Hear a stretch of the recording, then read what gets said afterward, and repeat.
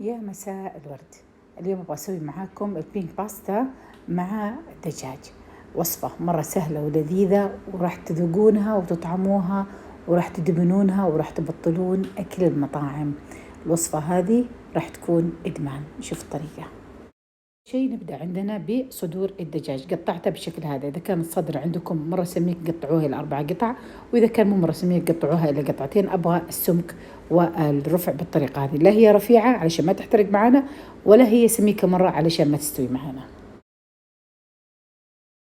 نبدأ نتبل الدجاج، رشة خفيفة من الملح ورشة خفيفة من الفلفل الأسود، رشة من البابريكا أو بهار الكيجن إذا كان موجود، ثوم بودرة، بصل بودرة. أترك الدجاج عندي ترتاح بالتتبيلة لمدة نصف ساعة ونشوف باقي الوصفة.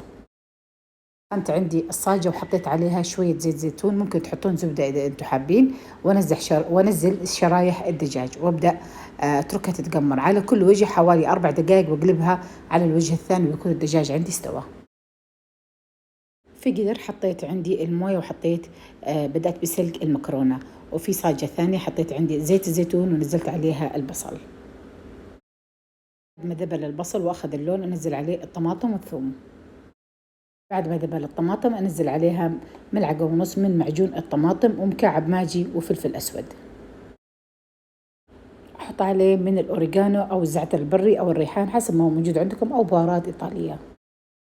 استوى عندي معجون الطماطم والخلطة كلها على بعضها البعض. إذا حسيتها مرة ناشفة أحط لها من موية سلق المكرونة. بعد كذا أنزل عليها من كريمة الطبخ اللي معانا، وأبدأ أنزل عليها الجبن. إذا أنتم حابين تضيفون أي نوع جبن أنتم حابينه ممكن تضيفون. أنا ضفت له 2 ل3 ملاعق من جبن الكاسات. يجي لسر النكهة أو الطعم اللذيذ اللي يعطينا لوصفة البينك صوص، اللي هو الصوص الفرنسي أو الصلصة الفرنسية، مثل ما أنتم حابين. إذا حابين تضيفونها ممكن تضيفوه، وإذا مو حابينها ممكن تلغونها، بس تعطي نكهة وطعم مرة لذيذ للوصفة. أحط حوالي 2 ملعقة من الصوص. بعد ما تسبك عندي الصوص مضبوط أبدأ أنزل عليها من المكرونة اللي سلقناها، وإذا حسينا إنها شوية ناشفة ممكن نضيف لها من موية سلق المكرونة، لأن فيها كمية نشا هي اللي راح تثقل الصوص. أترك الصوص مع المكرونة يختلط لغاية ما يتسبك وتعطيني الطعم والنكهة اللذيذة. كذا وصفتنا صارت جاهزة.